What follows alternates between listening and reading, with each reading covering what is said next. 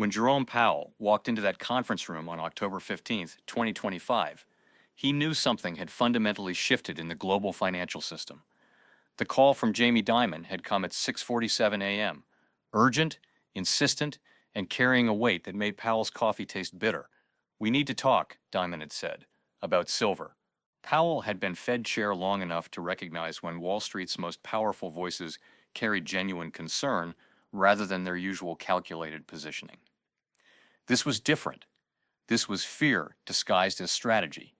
The meeting wasn't scheduled to appear on any official calendar. No transcripts would be kept. The participants, BlackRock's Larry Fink, Goldman's David Solomon, and representatives from the world's largest commodity trading desks, had arrived through separate entrances. But it was J.P. Morgan's latest positions that had triggered this gathering. For 15 years, Powell had watched the silver market operate under what everyone understood but nobody officially acknowledged: systematic price suppression through derivative contracts. J.P. Morgan alone had been fined nearly $1 billion for precious metals manipulation. Between 2008, their traders had gone to prison for spoofing. The pattern was clear, documented, and legally established. But something had changed dramatically in the past 6 months. Jerome Dimon began, his usual confidence replaced by something Powell had rarely seen: calculated uncertainty. "We've completely liquidated our short position. 200 million ounces, it's done." The silence in the room stretched longer than the Federal Reserve's emergency meeting pauses. Powell understood the implications immediately. When the world's largest precious metals manipulator reverses course completely, it's not a trading decision, it's a survival decision. Powell set down his pen. In decades of monetary policy, he'd learned that the most dangerous moments often arrive disguised as good news. And we're long now, heavily long. Physical metal, not paper contracts. "This isn't about trading profits anymore," Fink interjected, his voice carrying the weight of managing $10 trillion in assets. "This is about system preservation."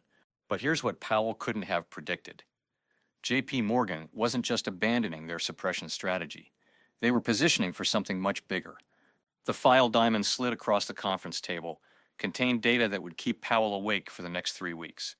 J.P. Morgan's combined silver exposure, direct holdings plus custodial positions, had reached 713 million ounces, nearly an entire year of global silver production under the control of a single financial institution. Powell had spent his entire career understanding that markets operate on confidence. Confidence in institutions, in currencies, in the basic mechanisms that allow complex economies to function. What he was seeing in that data suggested confidence was becoming a finite resource. Solar panel manufacturing alone was consuming 193.5 million ounces per year, driven by the global energy transition. Electric vehicles, 5G infrastructure, artificial intelligence data centers, every technology crucial to the future economy required silver in quantities that few understood. The numbers told a story that mainstream financial media would never report. Industrial silver demand had hit 680.5 million ounces in 2024, while global mine production remained stagnant at around 835 million ounces annually. The deficit wasn't just structural, it was accelerating. "The Chinese have been stockpiling through the Shanghai Gold Exchange," Solomon added, consulting his notes. "Not through paper contracts, physical metal, tons of it." Powell knew the geopolitical implications. When adversarial nations begin accumulating strategic resources while simultaneously reducing their dollar reserves, it signals preparation for a different kind of international monetary system. But here's where Powell began to see the real picture. This wasn't just about supply and demand fundamentals. "Jerome, if silver reaches $150 per ounce, the entire derivatives market becomes unstable. Not just precious metals derivatives, everything." The meeting continued for 3 hours. But the moment that changed everything came when Dimon presented the classified analysis J.P. Morgan had commissioned from their quantitative research team. Powell understood leverage better than most central bankers. The global derivatives market represents over $600 trillion in notional value, interconnected through counterparty relationships that make 2008's crisis look simple by comparison. Silver's small market size, less than $50 billion in total above-ground stocks, made it particularly vulnerable to disruption. But what Powell discovered in the following weeks would shake his understanding of how deeply the manipulation had penetrated the global financial system. When small markets experience massive price moves, margin calls cascade through the entire financial system, and margin calls force liquidation sales in assets that have nothing to do with the original trade. As the meeting concluded, Powell made a decision that would define his legacy as Fed chair. Instead of trying to maintain the old system of price suppression, he would prepare for its inevitable collapse. The Federal Reserve's own gold and silver reserves hadn't been audited by independent parties in over 15 years. The certificates and paper claims that represented America's precious metals holdings were stored in Fort Knox and Federal Reserve bank vaults that few officials had actually visited. America's silver reserves, officially listed at 8,000 ounces, were essentially non-existent compared to the country's strategic needs. For perspective, a single iPhone requires approximately 0.35 grams of silver. The United States imports over 150 million smartphones annually, representing more silver consumption in consumer electronics alone than the government's entire official reserves. When Powell quietly initiated a comprehensive audit through trusted private contractors, the preliminary results were disturbing. Significant discrepancies between reported holdings and physical inventory, lending programs that had hypothecated the same metals to multiple counterparties, paper trails that led to offshore entities with unclear beneficial ownership. The bank had spent 15 years suppressing silver prices while simultaneously accumulating the physical metal. They had used their own manipulation to purchase real assets at artificially low prices while selling paper promises to speculators who would never demand delivery. It was, Powell realized, the most sophisticated wealth transfer mechanism in financial history. This is where Powell began to understand J.P. Morgan's strategy wasn't opportunistic. It was defensive. During the first week of November 2025, Powell received a briefing that crystallized the situation's urgency.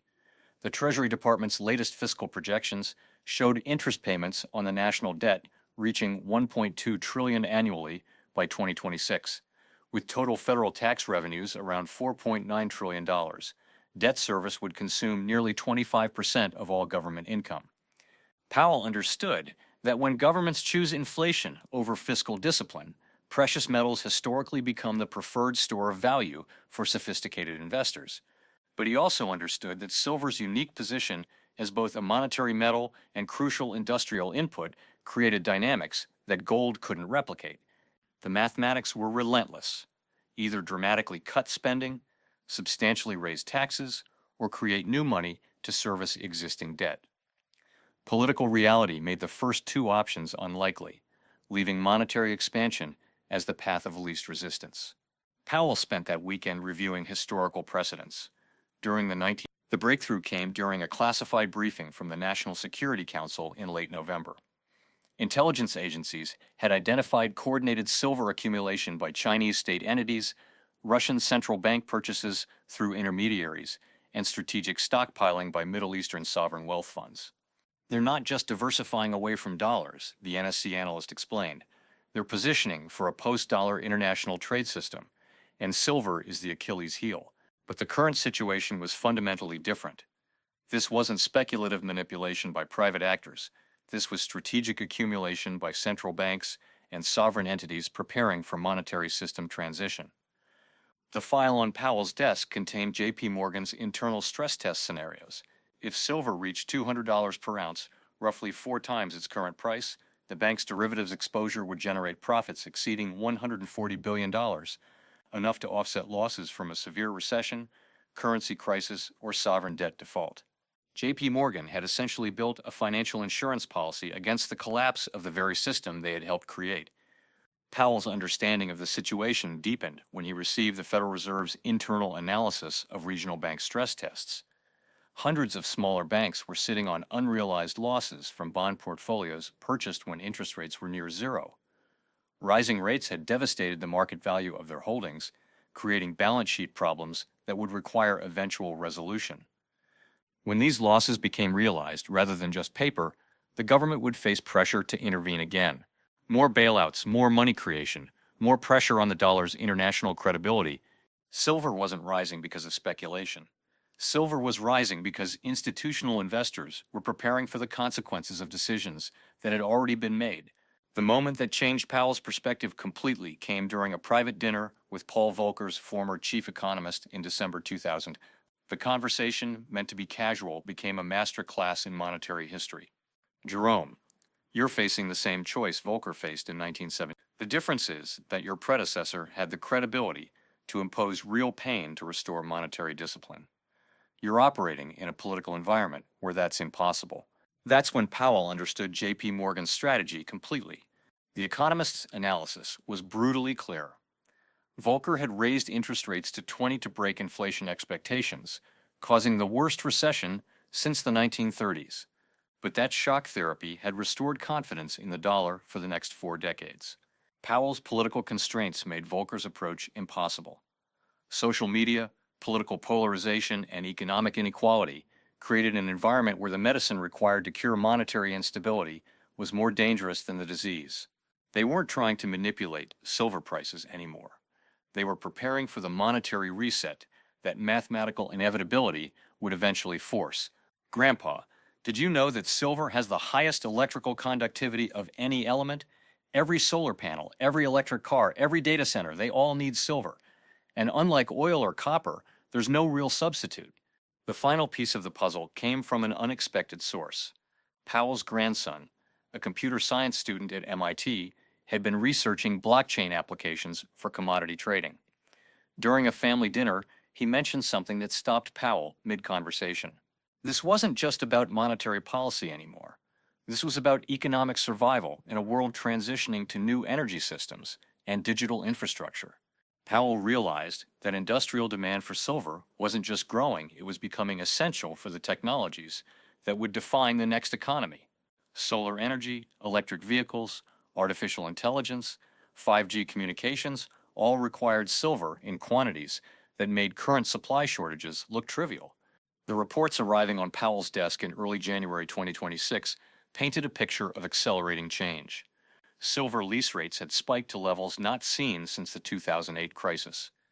Physical premiums over paper prices were reaching 15 to 20% in some markets. Delivery delays for industrial silver were extending to 6 to 8 weeks. Powell's final meeting with J.P. Morgan's leadership occurred on January 20th, 2026. The agenda was officially listed as routine regulatory discussion. The reality was far more consequential. Most significantly, China had implemented export restrictions on silver, officially citing environmental concerns, but effectively limiting supply to international markets. When the world's largest silver refiner restricts exports, global pricing dynamics change overnight. We're not trying to corner the market, Diamond explained. We're trying to survive what happens when everyone else realizes what we already know.